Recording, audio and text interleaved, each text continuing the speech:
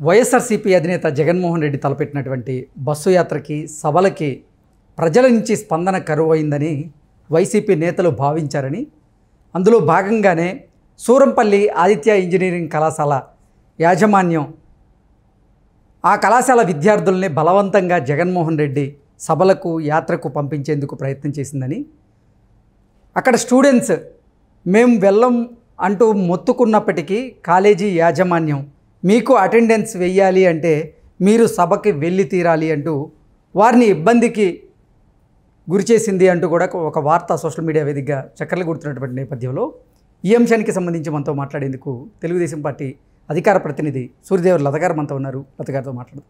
లత గారు నమస్తే అండి. నమస్తే.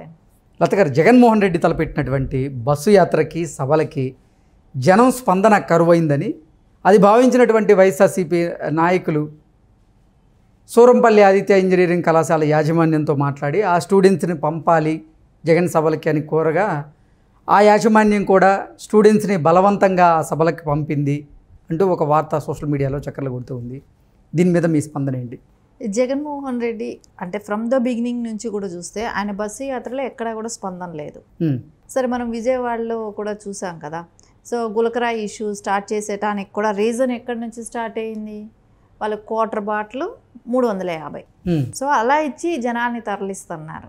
సరే, అది కూడా అంటే ఎలక్షన్ కమిషన్ ప్రకారం అయితే సో ఖర్చులు పెట్టకూడదు. సో అంత ఖర్చులు ఎలా చూపిస్తున్నారు? రోజుకి ₹1 కోటి ఖర్చు పెడుతున్నారు ఒక బస్సు యాత్రలో కానివ్వండి, అక్కడ జనాల్ని గ్యాదరించడానికే కానివ్వండి, వాళ్ళు మద్యం సప్లై చేయడమే కానివ్వండి, ఇవన్నీ చూసుకుంటే అంతంత ఖర్చులు పెడుతున్నారు. సరే, ఇప్పుడు కాకినాడ వరకు వచ్చారు. కాకినాడ వచ్చినప్పుడు అక్కడ సభలు పెట్టుదానికి జనాలు కావాలి కదా. సరే, మళ్ళా ఎవరు రానంటున్నారు. సరే, వచ్చినా ఉండట్లేదు, వెళ్ళిపోతున్నారు. సో ఎవరిని తీసుకొస్తే అక్కడ బలవంతంగా మనం ఉండగలగటానికి వాళ్ళు ఏ రకంగా వాళ్ళని మెప్పించాలో, లేకుంటే వాళ్ళని బెదిరించాలో, ఏదో ఒకటి చేసి బ్లాక్మెయిల్ చేయాలో, ఏదో ఒకటి చేయాలి కదా. చేస్తేనే వాళ్ళు ఉంటారు కదా అక్కడ. సరే, ఆ ఉండటానికి ఎవరినా చేయాలనేది ఆలోచించారు. అదే సూరంపల్లి కాలేజీ ఆదిత్య కాలేజీ వాళ్ళ పిల్లల్ని తీసుకొచ్చడానికి వాళ్ళు ససేమరిగా రానన్నారు. వాళ్ళు రానన్న పిల్లల్ని కూడా వీళ్ళు బలవంతంగా తీసుకురావటమే కానివ్వండి, అంటే అటెండెన్స్ మీకు తగ్గిస్తామని కానివ్వండి, ఇలాంటివన్నీ వాళ్ళని బెదిరించి తీసుకొచ్చారు అక్కడికి.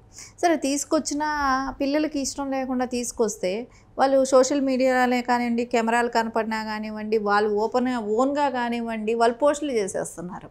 సో మాకు ఇష్టం లేకుండా మమ్మల్ని ఇలా సభలకు తీసుకొచ్చారు.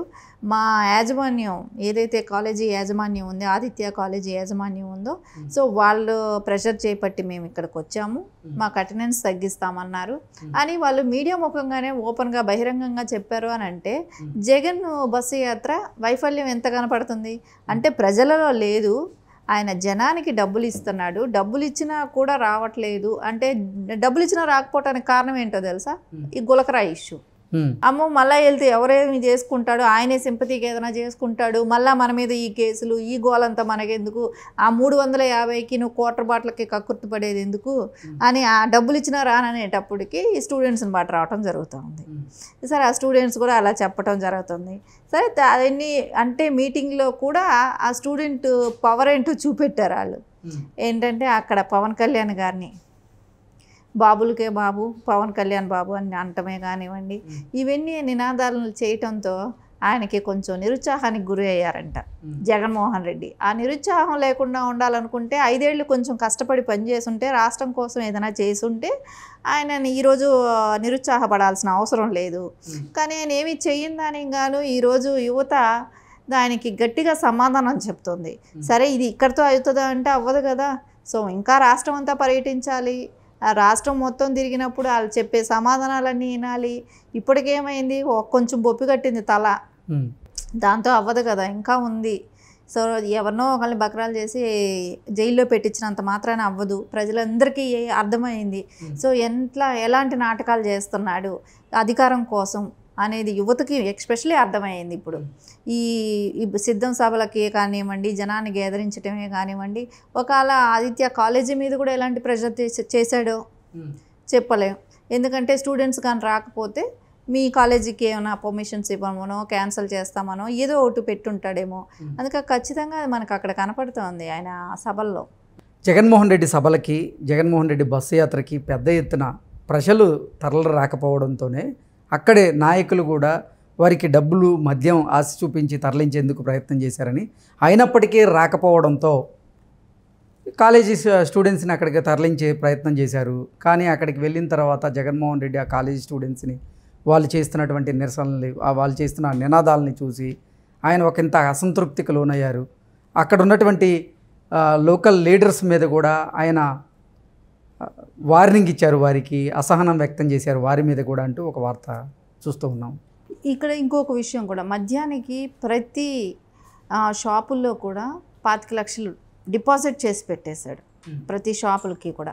సరే డిపాజిట్ చేసి ఇదంతా ఎవరైతే వైసీపీ సానుభూతి పరులే కానివ్వండి, సరే ఏ నాయకుడైనా తీసుకెళ్ళి, అంటే వాళ్ళు ఓటేస్తారనుకున్న నాయకుల్ని తీసుకెళ్ళి వీళ్ళు తాగించడమే కానివ్వండి, రేపు పొద్దున ఎలక్షన్కి బిఫోర్ అంటే వాళ్ళ చేత డబ్బులు పంచడానికి వీలు పడదు కాబట్టి ముందే డిపాజిట్ చేయటం కూడా జరిగిపోతుంది.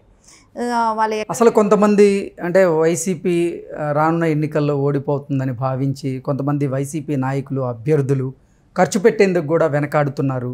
అందుకే వారు 350 రూపాయలు మద్యం సీసాలు ఇవ్వడానికి కూడా వెనకాడడం వల్లే కాలేజీ స్టూడెంట్స్ని ఈ సభల్లో ఇన్వాల్వ్ చేయాల్సి వచ్చింది అంటే కూడా మరో వార్త సోషల్ మీడియా వేదికగా చక్కర్లు కొడుతూ ఉంది. ఏంటి నిజంగా కాకినాడ జిల్లాలో ఉన్నటువంటి అభ్యర్థులు ఓడిపోతారని భయపడుతున్నారా? అందుకే వారు ఖర్చు పెట్టేందుకు కూడా వెనకాడుతున్నారా అంటే ఏం చెప్తారు? ఖచ్చితంగా పవన్ కళ్యాణ్ని ఓడించాలి అనే దానిలో అక్కడ 500 కోట్ల వరకు కూడా అక్కడ ఖర్చు పెట్టాలనేది జగన్మోహన్ రెడ్డి ప్రిపేర్ అయినాడు. అయినా కూడా ఓడించలేమనేది, ఎందుకంటే ఇప్పుడు ఆ కాకినాడ అంటే దగ్గర పిఠాపురం దగ్గరకు వచ్చారు. సో అక్కడ యువతకున్న ఇది చూస్తే రేపు పొద్దున ఆయన కాకినాడ అక్కడ కూడా పర్యటించాల్సి ఉంటుంది.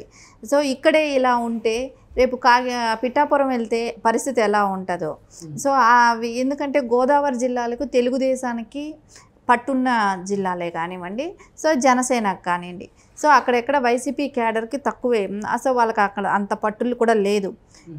ఇప్పుడు చూస్తే తెలుగుదేశం జనసేన కూటమితో కలిసింది కాబట్టి ఖచ్చితంగా అక్కడ గోదావరి జిల్లాలు ఈసారి స్వీప్ చేసే అవకాశం ఉంటుంది.